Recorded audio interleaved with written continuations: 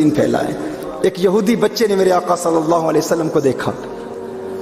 اس سے پہلے یہ بھی بتا دوں، قرآن کریم میں ذکر ہے 80 غیر مسلم حضور اکرم صلی اللہ علیہ وآلہ وسلم پر حملے کے لیے آئے تھے۔ 80 غیر مسلم۔ آپ امیجن کریں، کوئی یہاں پر آئے اور آ کر اس کے ہاتھ میں گن ہو اور مجھے قتل کرنے کے لیے آئے، اور آپ میں سے کوئی اسے پکڑ لے، میں پریشان تو ہو جاؤں گا نا۔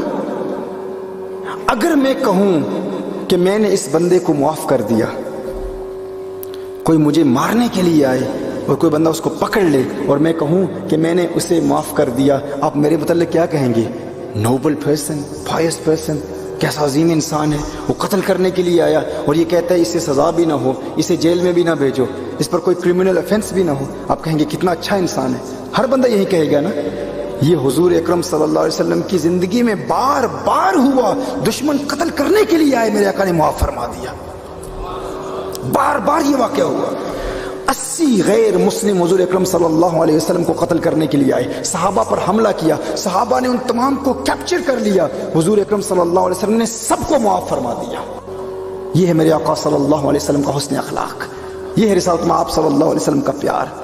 ایک مرتبہ ایک چھوٹا یہودی بچہ، اس نے میرے آقا صلی اللہ علیہ وآلہ وسلم کا حسین چہرہ دیکھ لیا، رسالت میں آپ صلی اللہ علیہ وآلہ وسلم کا عاشق ہو گیا، حضور اکرم صلی اللہ علیہ وسلم سے اسے پیار ہو گیا، اس قدر پیار ہوا رات دن حضور اکرم صلی اللہ علیہ وسلم کی یاد میں روتا رہتا، حضور اکرم صلی اللہ علیہ وسلم کے دیدار کی تمنا میں روتا رہتا، اپنے والدین کو نہ بتایا کہ مجھے حضور اکرم صلی اللہ علیہ وسلم سے پیار ہو گیا ہے، کسی کو اطلاع نہ دی، والدین یہودی تھے، جانتا تھا والدین کو علم ہو گیا تو والدین ناراض ہو جائیں گے، والدین کو نہ بتایا، مختلف بہانوں سے اپنے گھر سے باہر جاتا، کبھی بکریاں چرانے کے بہانے جاتا اور پھر مدینہ المنورہ میں مسجد نبوی شریف کے دروازے جھانک کر میرے آقا صلی اللہ علیہ وسلم کے حسین چہرے کو دیکھ لیا کرتا تھا، اپنے عشق کی پیاس بجھا لیا کرتا تھا۔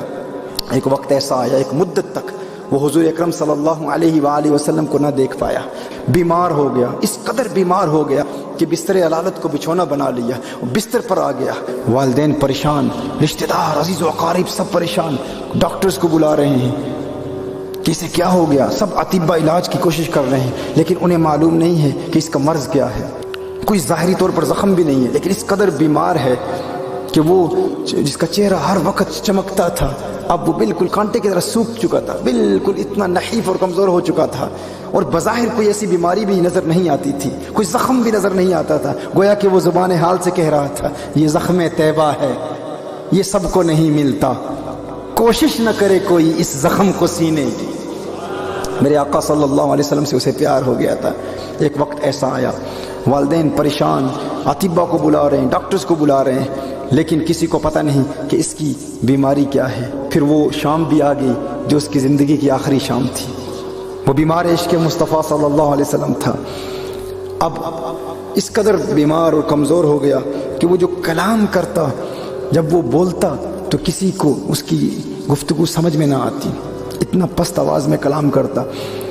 والد صاحب پریشان، والدہ پریشان، اکلوتا بیٹا تھا، ایک ہی بیٹا تھا، تو بہت ہمت جمع کر کے اس نے اپنے والد کو پکارا اور والد سے کہتا ہے، بڑے پیار سے کہتا ہے والد صاحب، دشمن بھی مرنے والے کی آخری خواہش پوری کر دیتے ہیں، میری ایک خواہش ہے، میری ایک تمنا ہے، میری ایک آرزو ہے، آخری خواہش ہے، والد صاحب آپ کی بارگاہ میں عرض کرنا چاہتا ہوں، آپ ناراض تو نہیں ہوں گے نا، میری خواہش پوری کر دیں گے؟ والد صاحب نے کہا، میرے بیٹے تو میرا لخت جگر کا ٹکڑا ہے میرا، تو میری آنکھوں کا تارا ہے، میرے دل کا سہارا ہے، دنیا سے تو جا رہا ہے، یہ کیسے ہو سکتا ہے کہ میں تیری خواہش پوری نہیں کروں گا؟ اس نے کہا، میں اپنا دل محمد عربی کو دے بیٹھا ہوں،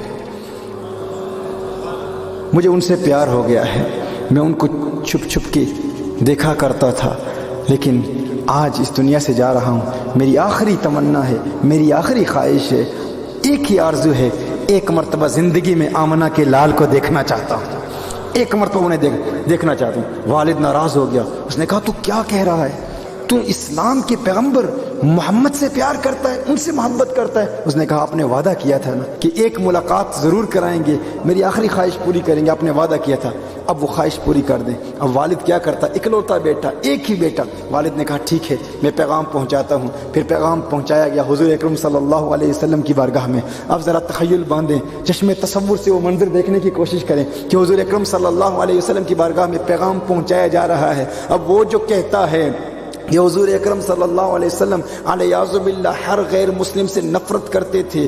حضور اکرم صلی اللہ علیہ وسلم کی سیرت کے اس واقعے سے ہمیں یہ سبق ملتا ہے۔ حضور نے فوراً صحابہ سے فرمایا، صحابہ اٹھو، ایک یہودی ہے لیکن مجھ سے پیار کرتا ہے، مجھ سے محبت کرتا ہے، آؤ اس کے گھر کی طرف چلیں۔ حضور اکرم صلی اللہ علیہ وسلم اپنے صحابہ کے ساتھ اس یہودی بچے کو دیکھنے کے لیے جاتے ہیں۔ جب وہاں پہنچتے ہیں تو اب اس کی آنکھیں انتظار دیدار مصطفیٰ میں بند ہو چکی تھی۔ وہ انتظار کر رہا تھا، ایک عرصے سے انتظار کر رہا تھا۔ والد نے کان میں بڑے پیار سے کہا، ہے میرے پیارے، ہے میرے بیٹے، آنکھیں کھول، اب تو آنکھیں کھول، دیکھ تیرا پیار آ گیا ہے، تیرا محبوب آ گیا ہے۔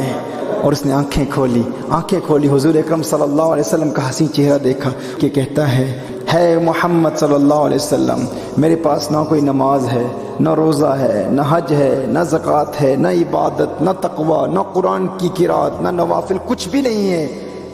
کیا میری نجات بھی ممکن ہے؟ کیا میری نجات بھی ہو سکتی ہے؟ حضور اکرم صلی اللہ علیہ وآلہ وسلم نے ارشاد فرمایا، تو کلمہ توحید پڑھ، میں تیری نجات کی ضمانت دیتا ہوں، میں تیری نجات کی ضمانت دیتا ہوں۔ اس نے حضور اکرم صلی اللہ علیہ وسلم کے پاؤں میں گرتے ہوئے کہا کہ میں قبر کی منزل سے لے کر دخول جنت تک آپ کی ضمانت پر کلمہ توحید پڑھتا ہوں، اشہد ان لا الہ الا اللہ واشہد ان محمدًا عبدہ ورسولہ۔ اس نے پڑھا، اس کی روح قفس عنصری سے پرواز کر گئی، وہ اس دنیا سے چلا گیا، رخصت ہو گیا۔ والد نے فوراً کہا، ہے محمد، اب اس کی لاش، اس کا جسم، اس کی تجہیز و تکفین کی ذمہ داری اہل اسلام کی ہے۔ اور پھر حضور اکرم صلی اللہ علیہ وآلہ وسلم نے سارا اہتمام کیا۔ جب اس کا جنازہ تیار کیا گیا تو اس کا جنازہ مدینہ المنورہ کی گلیوں میں گھمایا گیا۔ عاشق کا جنازہ، دیوانے کا جنازہ، اور مسجد نبوی شریف اور مدینہ المنورہ کے مضافات سے بڑی تعداد میں، بڑی کثرت سے لوگ جمع ہو رہے ہیں فقط اس کا دیدار کرنے کے لیے۔ ایک چرچا ہے، ایک شور ہے ہر طرف، سنا ہے ایک یہودی ہے جس نے کوئی نماز نہیں پڑھی، کوئی روزہ نہیں رکھا، کوئی عبادت نہیں کی، اس نے ایک عمل کیا۔ ہم ہمیشہ بتاتے ہیں غوث اعظم کا کتنا تقویٰ ہے، بابا فرید کا کتنا تقویٰ ہے، بہاؤالدین نقشبند کا کتنا تقویٰ ہے، اولیاء کاملین نے کیا کچھ نہیں کیا، ان کے مجاہدے، ان کی ریاضتیں، ہم سب کا تذکرہ کرتے ہیں اور ان سے سبق حاصل کرتے ہیں، ان کے نقش قدم پر چلنے کی کوشش کرتے ہیں۔ لیکن وہاں پر ایک ہی چرچا ہے، ایک ہی چرچا ہے، سنا ہے ایک یہودی ہے، ایمان کی حالت میں آقا کا اس نے دیدار کیا اور ایسا مقام حاصل کر لیا۔ کیسا مقام؟ بغیر نماز کے غوث اعظم سے بھی بڑا ہے، خواجہ غریب نواز سے بھی بڑا ہے، بابا فرید سے بھی بڑا ہے، بہاؤالدین نقشبند، شہاب الدین سہروردی سے بھی بڑا ہے۔ اس کا عمل کیا تھا؟ فقط ایک عمل تھا، دیدار مصطفیٰ تھا۔ حضور اکرم صلی اللہ علیہ وسلم کو دیکھا تھا۔ اب سارے صحابہ جمع ہو رہے ہیں۔ ایک روایت میں آتا ہے جب اس کا کفن چہرے سے اٹھایا گیا، ہٹایا گیا تو کیا دیکھتے ہیں؟ ایک نور کی کرن اس کے چہرے سے نکل کر آسمان کی طرف چلی جاتی ہے، اور پھر دیکھتے ہیں کہ وہ عاشق، وہ حضور کا دیوانہ، حضور سے پیار کرنے والا ابھی دنیا سے چلا گیا ہے، لیکن اس کے لبوں پر تبسم کی کھلکھلاہٹ ہے، وہ مسکرا رہا ہے۔ صحابہ کرام علیہم رضوان نے ایک عجیب منظر دیکھا کہ حضور اکرم صلی اللہ علیہ وسلم پنجوں کے بل چل رہے ہیں، یوں چل رہے ہیں۔ ایک صحابی عرض کرتے ہیں، یا رسول اللہ صلی اللہ علیہ وآلہ وسلم، بات ہے آج آپ پنجوں کے بل کیوں چل رہے ہیں؟ حضور اکرم صلی اللہ علیہ وسلم نے ارشاد فرمایا کہ اس کو دیکھنے کے لیے عالم بالا کے فرشتے آ رہے ہیں، اور اس کثرت سے آ رہے ہیں کہ زمین پر پاؤں رکھنے کی جگہ نہیں ہے، اس لیے میں پنجوں کے بل چل رہا ہوں۔ اسے حضور اکرم صلی اللہ علیہ وسلم جنت البقیع لے جاتے ہیں، خود اپنے ہاتھوں سے دفناتے ہیں۔ جب حضور اکرم صلی اللہ علیہ وسلم کچھ وقت زیادہ لگ جاتا ہے، اس کی قبر سے باہر آتے ہیں تو حضور اکرم صلی اللہ علیہ وسلم کے ماتھے پر پسینہ چمک رہا ہے۔ صحابہ عرض کرتے ہیں، یا رسول اللہ صلی اللہ علیہ وسلم، آقا اتنی دیر لگ گئی؟ حضور اکرم صلی اللہ علیہ وسلم نے ارشاد فرمایا، دراصل بات یہ ہے کہ جب اس نے کلمہ پڑھا تھا تو میں نے ضمانت دی تھی کہ قبر کی منزل سے لے کر دخول جنت تک میں تیری ضمانت دیتا ہوں۔ تو جب حوروں نے یہ بات سنی، جنت کی حوروں نے یہ بات سنی، تو اس کو دیکھنے کے لیے جنت کی حوریں اس کثرت سے آئی ہیں، اس کے چہرے کی بلائیں لینے کے لیے اس کی طرف تیزی سے بڑھ رہی ہیں، اس لیے بہت دیر ہو گئی، اور میرا یہ پسینہ، میرے پسینے کے چند قطرات اس کے جسم پر پڑے ہیں، اب اس کا جسم قیامت تک مہکتا رہے گا،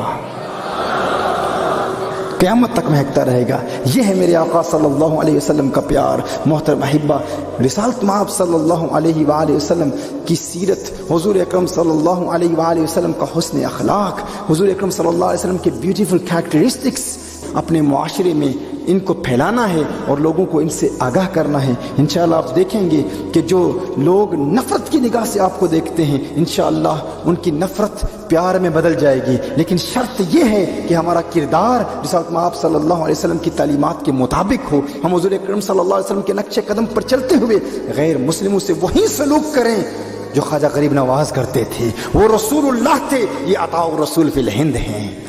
اگر ہم حضور اکرم صلی اللہ علیہ وآلہ وسلم کی ان تعلیمات پر عمل کرتے رہیں گے تو یہ دہشت گردی کا بدنما داغ، undoubtedly there is no doubt in this is the greatest accusation against Muslims، اور وہ لوگ، وہ غیر مسلم جو منصف مزاج ہیں وہ بھی کہتے ہیں یہ ایکوزیشن ہے اور بہت بڑی ایکوزیشن ہے۔ محترم احبہ، اس ایکوزیشن کو ختم کرنے کے لیے ہمیں ضرورت ہے کہ ہم حضور اکرم صلی اللہ علیہ وسلم کی سیرت کا مطالعہ کریں۔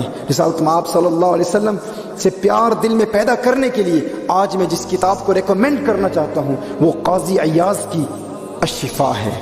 قاضی عیاض کی الشفا، ہر بھائی ہر بہن جو یہاں پر موجود ہیں، آپ اس کتاب کو خریدیں، ہر روز اس کتاب کا مطالعہ کریں۔ ہمارے صوفیاء فرماتے ہیں کہ جس کے پاس یہ کتاب گھر میں موجود ہو اللہ اسے ہر مرض سے نجات عطا فرماتا ہے۔ تو آپ ارادہ کریں، قاضی عیاض رحمۃ اللہ تعالی علیہ کی الشفا کا لازمی مطالعہ کریں، اور گھر میں اختلاف اور تنازعات سے بچنے کے لیے، گھریلو ناچاکیوں کا شکار ہو جاتے ہیں ہم، پریشانیاں ہوتی ہیں، جب گھر میں جاتے ہیں اطمینان نہیں ہوتا، سکون نہیں ہوتا۔ اگر اس بے سکونی کو دور کرنا چاہتے ہیں، ایک یہ ہے گھر میں قاضی عیاض رحمۃ اللہ تعالی علیہ کی الشفا رکھیں، ہر روز الشفا کا مطالعہ کریں۔ اس میں حضور اکرم صلی اللہ علیہ وسلم کے لیے دل میں حقیقی پیار بھی پیدا ہوگا۔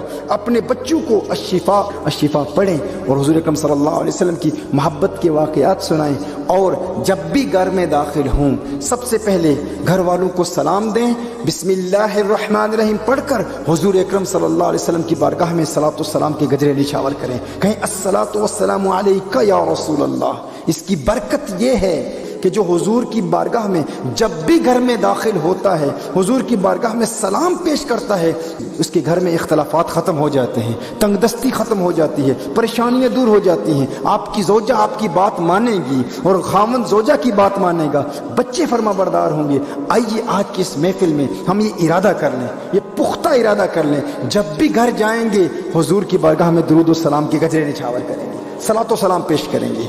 گھر جائیں اپنے اہل خانوں کو سلام پیش کریں، بسم اللہ الرحمن الرحیم پڑھ کر کہیں الصلاۃ والسلام علیک یا رسول اللہ صلی اللہ علیہ وآلہ وسلم۔ ہمارا طریقہ ہے ہر نشست میں ہم پریکٹیکل ٹیچنگز بھی دیتے ہیں۔ آج کا ایک خوبصورت ورد آپ لکھ لیجئے اگر آپ کے پاس نوٹ بکس ہیں، ورنہ اس کو یاد کر لیں۔ یہ وہ ورد ہے جو بندہ ہر روز 10 مرتبہ پڑھ لیتا ہے۔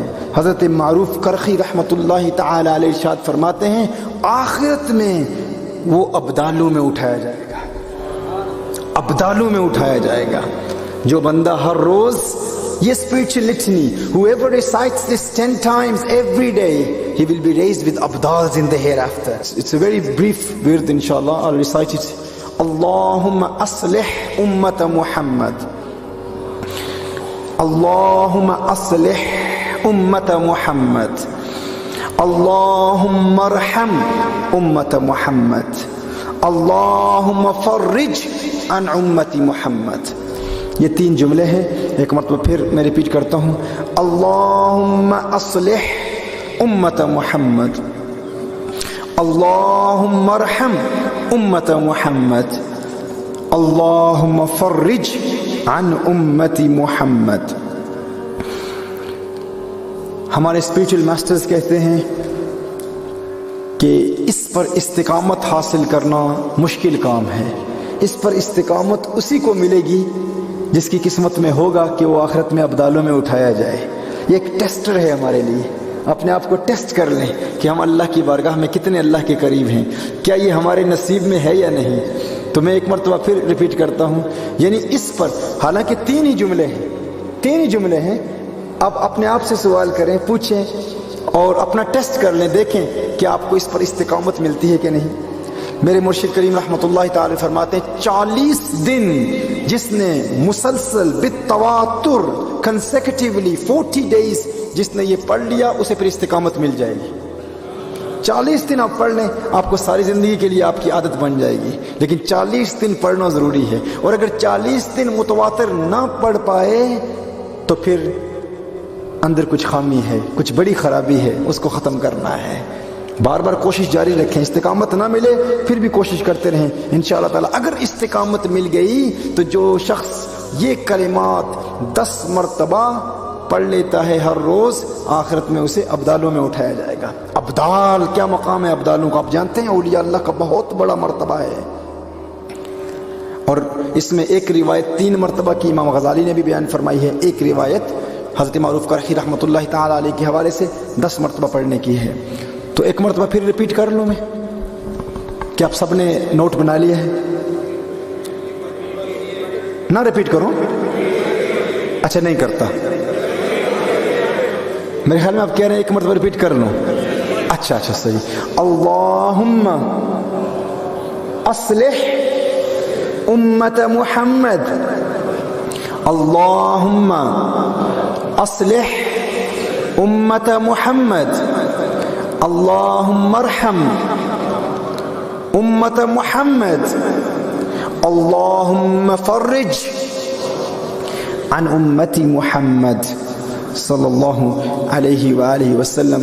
میں تمام احباب سے گزارش کرتا ہوں کہ اس عظیم مشن جو ہمارے عامر صاحب اور دیگر احباب لے کر چلے ہیں، عقائد اور اصلاح معاشرہ دونوں حوالوں سے اس میں ان کا ساتھ دیں۔ تمام یوتھ سے بھی یہی گزارش ہے، تمام بزرگوں سے بھی یہی گزارش ہے کہ ان کی سرپرستی فرمائیں۔